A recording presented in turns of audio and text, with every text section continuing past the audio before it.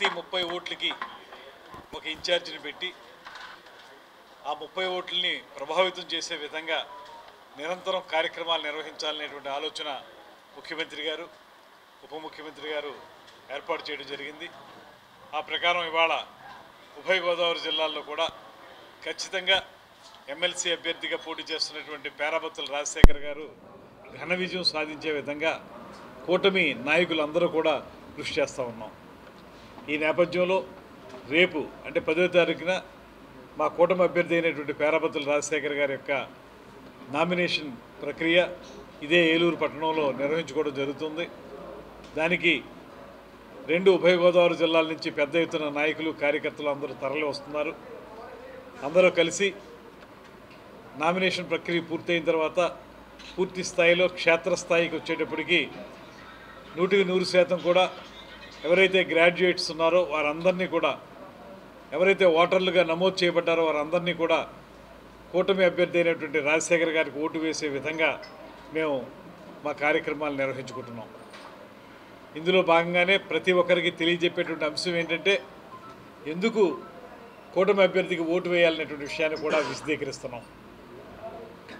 మీకు గడిచిన 5 సంవత్సరాల కాలంలో పూర్తిగా పట్టాలు తప్పినటువంటి అభివృద్ధిని తిరిగి పట్టాలెక్కించాలంటే కూటమి ప్రభుత్వంలో మాత్రమే సాధ్యపడుతుందనేటువంటి మాటని స్పష్టంగా తెలియజేస్తున్నాం. 5 సంవత్సరాల పాటు లక్షలాది ఉద్యోగాలు ఇస్తామని చెప్పి మాయ మాటలు చెప్పి ప్రజలను నమ్మించి ఒక ఉద్యోగం కూడా ఇవ్వనటువంటి ఆ వైఎస్ఆర్ ప్రభుత్వానికి భిన్నంగా ఇవాళ ఈ ప్రభుత్వం అధికారంలోకి రాగానే మనం డిఎస్సిని ప్రకటించడం జరిగింది.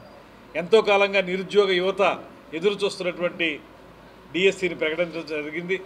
త్వరలోనే ఈ ఎన్నికలు కూడా అయిన వెంటనే ఆ డిఎస్సిని కూడా అమలు చేయడానికి, తద్వారా వేలాది టీచర్ ఉద్యోగాలు ఇవ్వడానికి కూడా ఈ ప్రభుత్వం సిద్ధంగా ఉంది.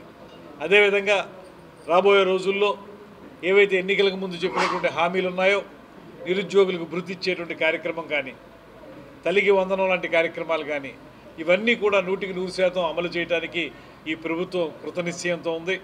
అందువల్లనే మేము ఓటర్లని ధైర్యంగా అడగలుగుతున్నాం, వారి విశ్వాసాన్ని కూడా కోరుతున్నాం. ఏ విధంగానంటే ఎవరైతే గ్రాడ్యుయేట్స్ అయి ఉన్నారో, ఎవరైతే బీఎడ్ చేసి ఉన్నారో వారందరికీ ఉద్యోగాల కల్పన విషయం, అదే కాకుండా ఈ రాబోయే 5 సంవత్సరాల కాలంలో రమారమి 20 లక్షల ఉద్యోగాల కల్పన చేయాలనే ఆలోచన కూడా ముఖ్యమంత్రి గారు చేస్తూ ఉన్నారు. దానికి ఒక క్యాబినెట్ సబ్ కమిటీని వేశారు. ఆ క్యాబినెట్ సబ్ కమిటీలో టూరిజం మంత్రిగా నేను కూడా ఉన్నాను. మా యొక్క ఆలోచన ఏంటంటే అది ప్రైవేట్ రంగం కానివ్వండి, ప్రభుత్వ రంగం కానివ్వండి, మొత్తం మీద ఎవరైతే చదువుకున్నటువంటి యువత ఉన్నారో వారందరికీ కూడా ఈ 5 సంవత్సరాలు పూర్తయినాటికి 20 లక్షల ఉద్యోగాలు ఇవ్వాలనేటువంటి ఆలోచనతో దాని ప్రకారమే పారిశ్రామిక అభివృద్ధిని కూడా కొనసాగిస్తూ ఉన్నాం, పర్యాటక అభివృద్ధిని కూడా కొనసాగిస్తూ ఉన్నాం. దాంట్లో భాగంగానే ఉద్యోగాల కల్పన జరుగుతుందనేటువంటి నమ్మకంతో ఈ పరిశ్రమలు ప్రోత్సహించడం, పర్యాటక రంగాన్ని ప్రోత్సహించడం జరుగుతుంది. ఈ విధంగా చూసుకుంటే ఇవాళ ఈ రాష్ట్రంలో నిరుద్యోగ యువత గ్రాడ్యుయేట్స్ అయి ఉన్నటువంటి వారు ఎవరైతే ఉన్నారో వారికి సరైనటువంటి భరోసా కావాలంటే, ఉద్యోగ భద్రత రావాలంటే, భవిష్యత్తులో వాళ్ళు వాళ్ళ కాళ్ళ మీద వాళ్ళు నిలబడేలా ఉండాలంటే, ఆ రకమైన ఉపాధి కల్పన జరగాలంటే ఈ ప్రభుత్వం తాలూకు అభ్యర్థుల్ని నెగ్గించుకోవాల్సిన బాధ్యత వారందరి మీద ఉందనేటువంటి మాట కూడా తెలియజెప్తున్నాం. ఇవాళ మీకు ఒక శాసనమండలి సభ్యునిగా పట్టభద్రుల తరపున పేరాబత్తుల రాజశేఖర్ గారు లాంటి కూటమి అభ్యర్థి నెగ్గితే ఖచ్చితంగా ప్రజల గొంతుకును అక్కడ వినిపించగలుగుతారు. ఏదైతే ప్రభుత్వం చేస్తున్నటువంటి అభివృద్ధి కార్యక్రమాలు ఉన్నాయో ఆ అభివృద్ధి కార్యక్రమాల్ని గ్రాడ్యుయేట్స్ కూడా అందించే విధంగా ఆయన తన వాణిని వినిపించగలుగుతారు. అందుకే మేము ప్రజలందరికీ తెలియజెప్తూ ఇందులో ఈ ఓటు వేయడం ద్వారా అభివృద్ధి ఎలా సాధిస్తామో చెప్పడానికి మేము ముందుకు వెళ్తా ఉన్నాం. దాంతోపాటు ఇతర సంక్షేమ కార్యక్రమాలు మీ అందరికీ తెలుసు. ఆ రోజున వాళ్ళకి 2,000 రూపాయల పెన్షన్ని 3,000 చేయడానికి వాళ్ళకి 5 సంవత్సరాల కాలం పట్టింది. అదే ఈ ప్రభుత్వం రాగానే అధికారంలోకి వచ్చిన 15 రోజుల్లోనే 3,000 రూపాయల పెన్షన్ని 4,000కి పెంచిన సందర్భాన్ని మీకు గుర్తు చేస్తూ ఉన్నాం. దాంతోపాటు మంచానికి అంటిపెట్టుకుపోయి ఉన్నటువంటి దివ్యాంగులు ఎవరైతే ఉన్నారో వారికి ఎకాయికిని 3,000 నుంచి 15,000 వరకు పెంచేటువంటి పెన్షన్ కార్యక్రమాన్ని కూడా చేపడతా ఉన్నాం. దాంతోపాటు మీ అందరికీ తెలియంది కాదు, ఆ రోజున వారు రైతుల దగ్గర ధాన్యం కొనుగోలు చేసి వెంటనే వాళ్ళ ఖాతాల్లోకి డబ్బు వేయవలసినటువంటి సందర్భాన్ని పక్కన పెట్టి అది నెలైనా 2 నెలలైనా 3 నెలలైనా వారికి ఆ ఖాతాల్లో డబ్బు వేయకుండా ఉన్నటువంటి సందర్భం మనం చూసాం. ఇవాళ మీరు గమనిస్తే ఎక్కడికి వెళ్ళినా సరే రైతు సేవా కేంద్రాలను ఏర్పాటు చేసి ఏదైతే ధాన్యాన్ని కొనుగోలు చేశామో వారికి 24 గంటలు తప్పితే 48 గంటల లోపులోనే వారికి వారి ఖాతాల్లో డబ్బు వేసేటువంటి కార్యక్రమాన్ని కూడా చేపడతా ఉన్నాం.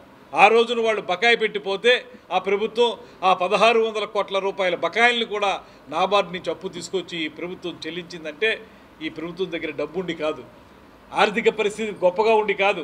ఆ ప్రభుత్వం మొత్తం డబ్బు నలుగురు పోయి ఉన్నా కూడా చిల్లి గవ్వ లేకపోయినా మా దగ్గర చిత్తశుద్ధి ఉన్నటువంటి ముఖ్యమంత్రి, పేదవాళ్ళకి మంచి చేయాలనేటువంటి ఆలోచన ఉన్నటువంటి ఉప ముఖ్యమంత్రి, వీరిద్దరూ కలిసి పైన ఉన్నటువంటి ప్రధానమంత్రి గారి సహకారంతో పేద ప్రజలకు మంచి చేసే కార్యక్రమాలని నిరంతరం చేపడుతున్నటువంటి సందర్భాన్ని మీ ద్వారా ప్రజలకు తెలియజేస్తూ ఉన్నాం.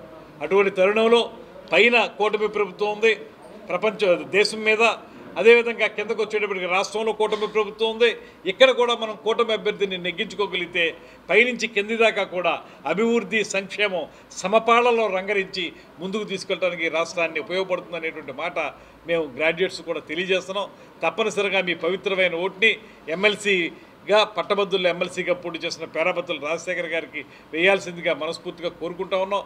తద్వారా ఈ రాష్ట్రంలో ప్రభుత్వాన్ని ముందుకు తీసుకెళ్లాల్సిందిగా కోరుకుంటూ నిన్న జరిగినటువంటి ఢిల్లీ ఎన్నికల్లో కూడా ఇవాళ 27 ఏళ్ల తర్వాత ఢిల్లీ ఎన్నికల్లో భారతీయ జనతా పార్టీ అక్కడ జెండా ఎగరవేయగలిగిందంటే ప్రజలకి నెమ్మదిగా రాష్ట్రం మొత్తం మీద అన్ని ప్రాంతాల్లో దేశం మొత్తం మీద అన్ని రాష్ట్రాల్లో కూడా ఈ కూటమి పట్ల ప్రత్యేకమైనటువంటి ఆసక్తి కనబడుతూ ఉంది. కనుక రాబోయే రోజులన్నీ కూడా కూటమి ప్రభుత్వం నేతృత్వంలో ముందుకు వెళ్తుంది అనేటువంటి మాటని ఈ సందర్భంగా తెలియజేస్తూ మీ ద్వారా గ్రాడ్యుయేట్లను అందరినీ కూడా మరొకసారి ప్రత్యేకంగా వినవిస్తున్నాను.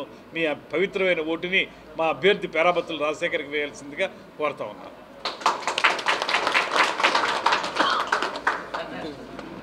అంత ఉండాలంటారు.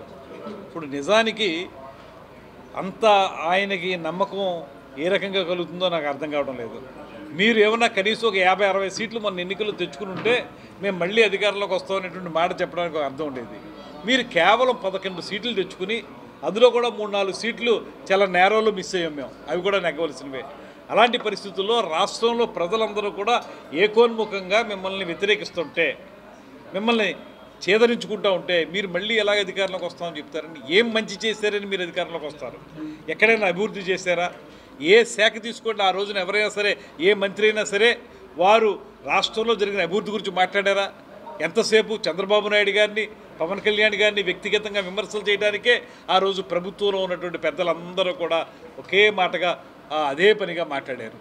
ఇవాళ వాళ్ళు ఏ రకంగా ప్రజల మద్దతు పొందగలుగుతున్నారు? ఎందుకంటే ఒక పక్కన మీరు చేయలేని అనేక పనులు మేము చేస్తూ ఉన్నాం. డిఎస్సి కానీ, రైతులకు కానీ, నిరుద్యోగ యువతకు కానీ, మహిళలకు కానీ, ఇవన్నీ మేము చేస్తున్నటువంటి సందర్భంలో మేము చెప్పుకోవాలి. మరో 30 సంవత్సరాలు మేము ఉంటామనేటువంటి వాడు మేము చెప్పడానికి ఆ అర్హత హక్కు భాగం తప్పితే ప్రజలు ఛేదరించినటువంటి మీకు అది లేదు. మీరు చేసిన తప్పిదాలే మిమ్మల్ని పూర్తిగా అధపాదాలకు పంపే ఇక ముందు కూడా మీకు ఇదే పరిస్థితి ఉంటుంది అనేటువంటి మాట మేము స్పష్టంగా తెలియజేస్తాం. మరిన్ని వీడియోస్ కోసం ఛానల్ ని సబ్స్క్రైబ్ చేయండి. లేటెస్ట్ అప్డేట్స్ కోసం వాట్సాప్ ఛానల్ ని ఫాలో అవ్వండి. ఆ లింక్ డిస్క్రిప్షన్ లో ఉంది.